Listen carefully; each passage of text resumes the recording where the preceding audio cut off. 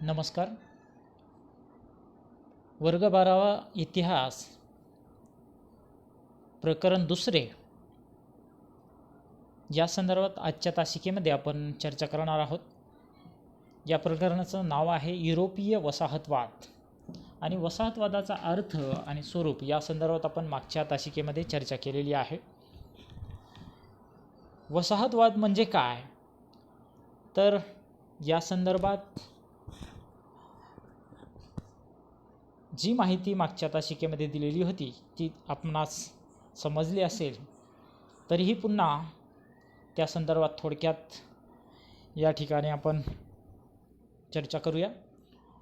एखाद्या प्रगत देशाने आपल्या शक्तीच्या सामर्थ्याच्या बळावर एखाद्या भूप्रदेशावर ताबा मिळविणे आणि त्या ठिकाणी आपलं राज्य प्रस्थापित करणे या प्रक्रियेला वसाहतवाद असे म्हणतात. ही वसाहतवादाची व्याख्या, एकंदरीत अर्थ हा आपण लक्षात ठेवायचा आहे. परीक्षेच्या दृष्टीने हा घटक महत्त्वाचा असल्याकारणाने आपण या संदर्भात चांगल्या रीतीने अभ्यास करायचा आहे. यानंतर आपण वसाहतवादाचा अर्थ आणि स्वरूप याची सुद्धा मागच्या तासिकेमध्ये चर्चा केलेली होती. आजच्या तासिकेमध्ये आपण वसाहतवादाच्या उदयाचे कारणे काय आहेत या संदर्भात अधिक चर्चा करणार आहोत. तर वसाहतवादाचा उदयाचं पहिलं कारण जे आहे तो औद्योगिक क्रांती. औद्योगिक क्रांती जी आहे ती इंग्लंडमध्ये कशा पद्धतीने विकसित झालेली आहे, त्याचा उदय कसा झालेला आहे या संदर्भात आपण त्या औद्योगिक क्रांतीसाठी कोणकोणत्या गोष्टी ह्या महत्त्वपूर्ण ठरलेल्या होत्या या संदर्भात चर्चा आपण मागच्या तासिकेमध्ये केलेली आहे. मागच्या प्रकरणामध्ये आपण याच्या संदर्भात चर्चा केलेली आहे.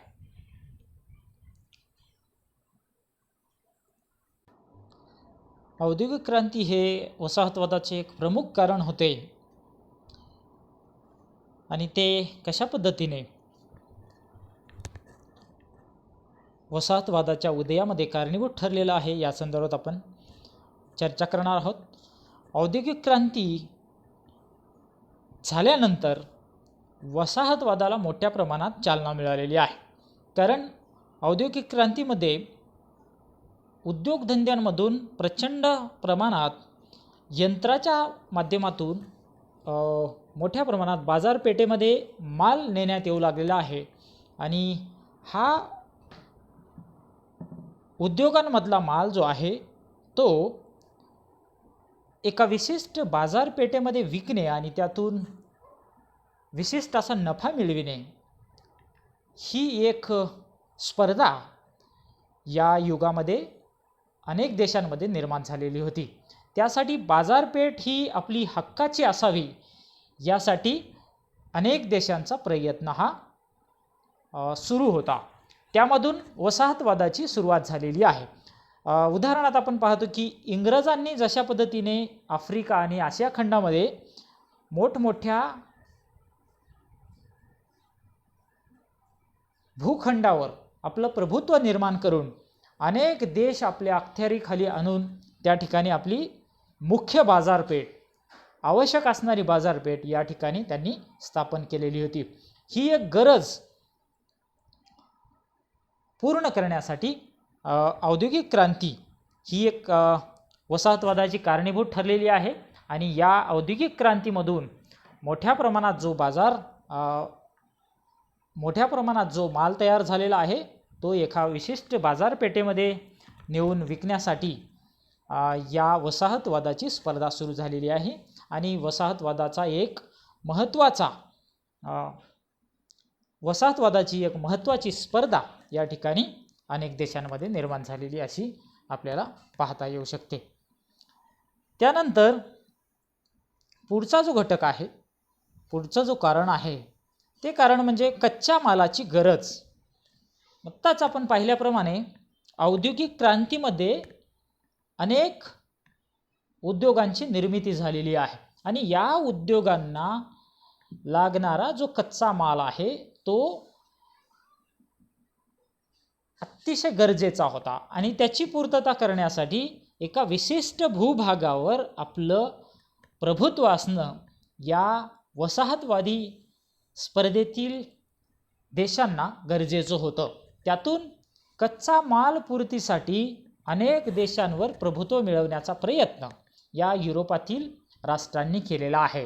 त्यामुळं एक निर्विवाद असं वर्चस्व आपण एका प्रदेशावर प्रस्थापित करावं आणि त्या ठिकाणी असणारी जमीन आपल्या हाताखाली यावी आणि त्यातून एक कच्चा माल उत्पादित करावा, अशा पद्धतीचं धोरण या ठिकाणी अनेक देशांनी राबवलेलं होतं. अनेक देशांनी म्हणण्यापेक्षा युरोपातील देशांनी राबवलेलं होतं. ते या ठिकाणी वसाहतवादाचे एक महत्त्वाचं कारण ठरलेलं आहे. त्यानंतर तिसरा मुद्दा आहे तो म्हणजे अतिरिक्त भांडवलाची गुंतवणूक.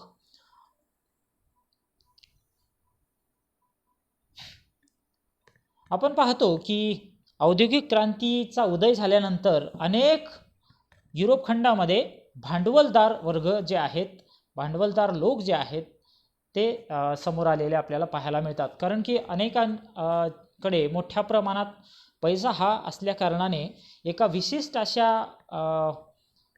औद्योगिक क्षेत्रामध्ये गुंतवणं हे अतिशय गरजेचं होतं आणि त्यातून कुठेतरी एक आर्थिक नफा मिळविण्याचा त्यांचा उद्देश हा या ठिकाणी होता. तर तो उद्देश पूर्ण करण्यासाठी एका विशिष्ट अशा भूभागाची गरज या भांडवलदार वर्गांना भासू लागलेली आहे आणि त्यातून या वसाहतवादाची निर्मिती या ठिकाणी झालेली आपल्याला पाहायला मिळतात. जसं एखाद्या देशांमध्ये जाऊन आपण त्या ठिकाणी आपला उद्योग निर्माण करायचा, कारण एखाद्या विशिष्ट देशात उदाहरणार्थ आपण पाहतो की युरोपातल्या एखाद्या इंग्लंडसारखा देश असेल, अमेरिकेसारखा देश असेल, या देशांमध्ये उद्योग उभा करायचा असेल तर त्या ठिकाणी विशिष्ट अशी जमीन आपल्याला खरेदी करायची असेल तर त्याचं मूल्य जे आहे अधिक प्रमाणात असू शकतं. त्यामुळं एखाद्या गरीब देशामध्ये आपण आशिया खंड आणि आफ्रिका खंडातले देश जे आहेत अतिशय गरीब देश म्हणून आपण या कालखंडामध्ये ओळखत होतो.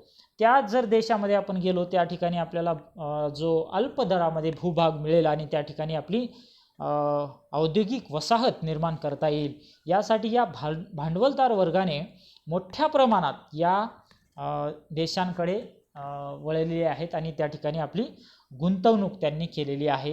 हे एक अतिशय महत्त्वाचं कारण या वसाहतवादाचं ठरू शकतं. त्यानंतर पुढचं जे कारण आहे ते खनिज साठे. आशिया आणि आफ्रिका खंड जे आहेत, मागच्या प्रकरणामध्ये आपण चर्चा केल्याप्रमाणे खनिज संपत्ती जी आहे आफ्रिका खंडात, आशिया खंडात मोठ्या प्रमाणात असलेली आपल्याला पाहायला मिळते. हिरे, सोने, चांदी आणि कोळसा ह्या गोष्टींची पूर्तता या ठिकाणी होत होती आणि ती पूर्तता या युरोपियन देशाच्या करिता अतिशय महत्त्वाची होती. म्हणून या युरोपियन राष्ट्रांनी कुठेतरी या आशिया खंड आणि आफ्रिका खंडातल्या वेगवेगळ्या देशांवर आपला प्रभाव निर्माण केला, आपला ताबा मिळविला आणि हा ताबा म्हणजेच एक प्रकारचा वसाहतवाद आपण त्याला म्हणू शकतो. आणि अशा पद्धतीने या ठिकाणी आपण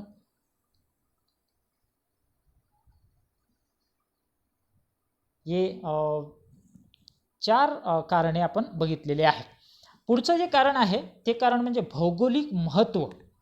आशिया आणि आफ्रिका खंडातील काही प्रदेश भौगोलिकदृष्ट्या अतिशय मोक्याच्या स्थानावर आहेत. मोक्याच्या स्थानावर म्हणजे जगाच्या कानाकोपऱ्यात काही आफ्रिका आणि आशिया खंडातले देश जे आहेत ते व्यापाराच्या दृष्टीने अतिशय मोक्याच्या स्थानावर आहेत. त्याचबरोबर अनेक मार्ग जे आहेत ते सुद्धा व्यापाराच्या दृष्टीने अतिशय महत्त्वाच्या ठिकाणी होते. त्यामुळं या ठिकाणी आपला प्रभाव निर्माण व्हावा यासाठी या वसाहतवादी राष्ट्रांमध्ये स्पर्धा निर्माण झालेली होती. उदाहरणार्थ आपण या काही महत्त्वपूर्ण प्रदेशांचा उल्लेख या ठिकाणी करणार आहोत. त्यामध्ये Malta, Gibraltar, Aden, Singapore, Andaman Nicobar यासारखे प्रदेश जे आहेत ते आपल्या प्रभुत्वाखाली आणावेत यासाठी युरोपातील राष्ट्रांनी सतत प्रयत्न केलेला आहे आणि त्या प्रयत्नामध्ये इंग्लंड हा देश यशस्वी ठरलेला आहे आणि या प्रदेशांमध्ये आपली सत्ता, आपलं राज्य प्रस्थापित व्हावं, ती भूमी आपल्या नियंत्रणाखाली यावी, यासाठीची स्पर्धा म्हणजे वसाहतवाद होय, हे तुम्हाला या ठिकाणी लक्षात ठेवायचं आहे. त्यानंतर मजुरांची उपलब्धता हा एक अतिशय महत्त्वाचा मुद्दा आहे. ते एक अतिशय महत्त्वाचं कारण वसाहतवादाचं होतं, हे सुद्धा आपल्याला लक्षात ठेवायचं आहे.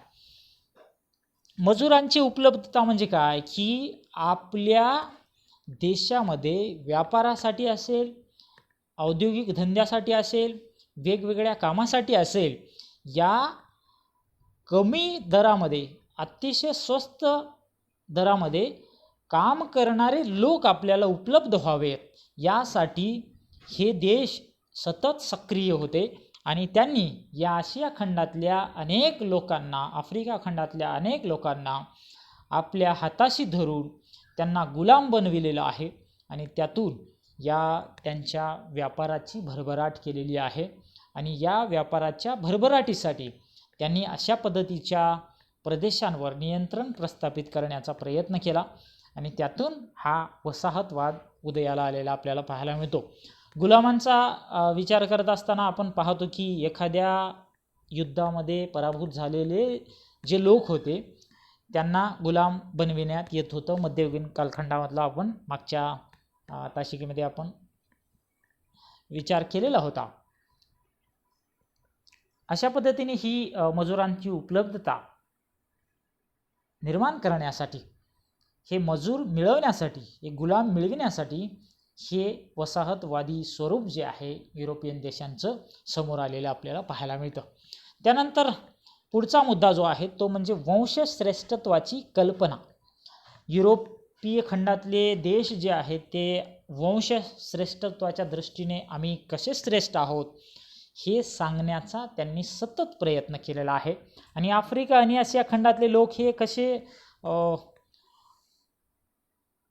असुसंस्कृत आहेत आणि त्यांच्यावर आम्हाला अधिकार गाजविण्याचा देवानेच अधिकार दिलेला आहे, आम्हाला देवानेच पाठविलेला आहे, हे सतत सांगण्याचा प्रयत्न त्यांनी या ठिकाणी केलेला होता आणि यातून सुद्धा त्यांनी या आफ्रिका आणि आशिया खंडातल्या अशिक्षित लोकांवर प्रभुत्व निर्माण करण्याचा प्रयत्न केलेला आहे.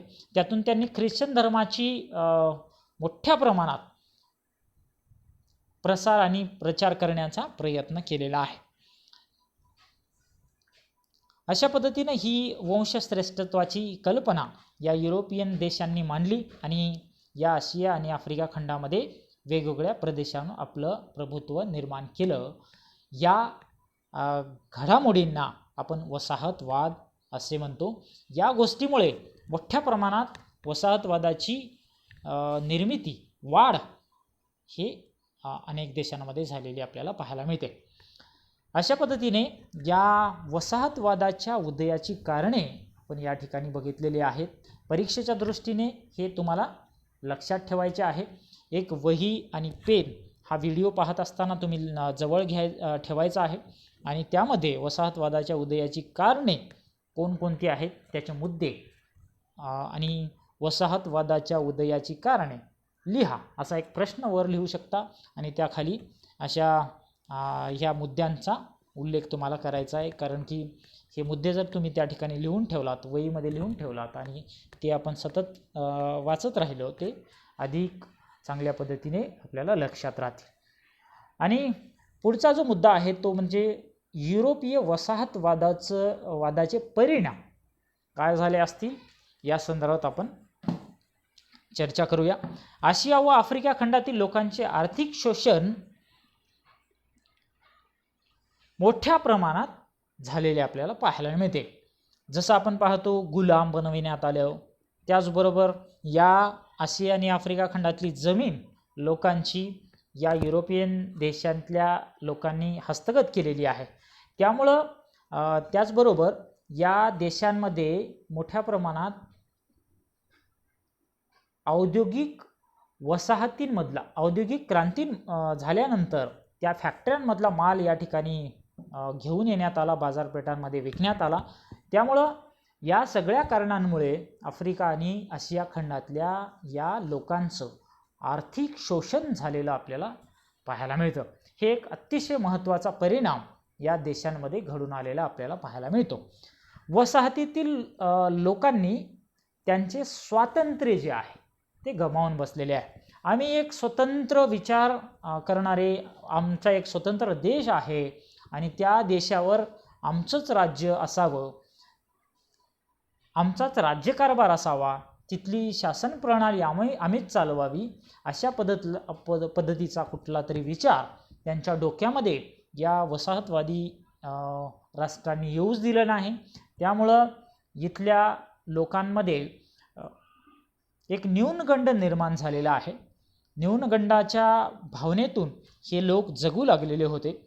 वंशश्रेष्ठत्वाचा मागचा आपण मुद्दा जो अभ्यास केलेला आहे तो या ठिकाणी सरस ठरलेला होता. हे परकीय जे लोक आहेत ते आपल्यासाठी, आपल्या हितासाठी आपल्या देशामध्ये या ठिकाणी आलेले आहेत अशी भावनासुद्धा त्यांच्या मनामध्ये निर्माण झालेली होती. असा हा मोठा परिणाम या देशातील लोकांवर झालेला आपल्याला पाहायला मिळतो. त्यानंतर तिसरा जो परिणाम आहे, आर्थिक शोषणाची परिणिती म्हणून या देशातील लोक हे अतिशय गरीब, दरिद्री बनलेले आहे. कारण की त्यांना शिक्षणसुद्धा मिळालेलं नाही. त्याचबरोबर त्या ठिकाणी त्यांच्या जमिनी जाऊन बसलेल्या आहेत दुसऱ्याच्या हातामध्ये. त्याचबरोबर या ठिकाणी असणारी खनिज संपत्ती जी आहे ती सुद्धा दुसऱ्यांच्या हाती जाऊन बसलेली आहे.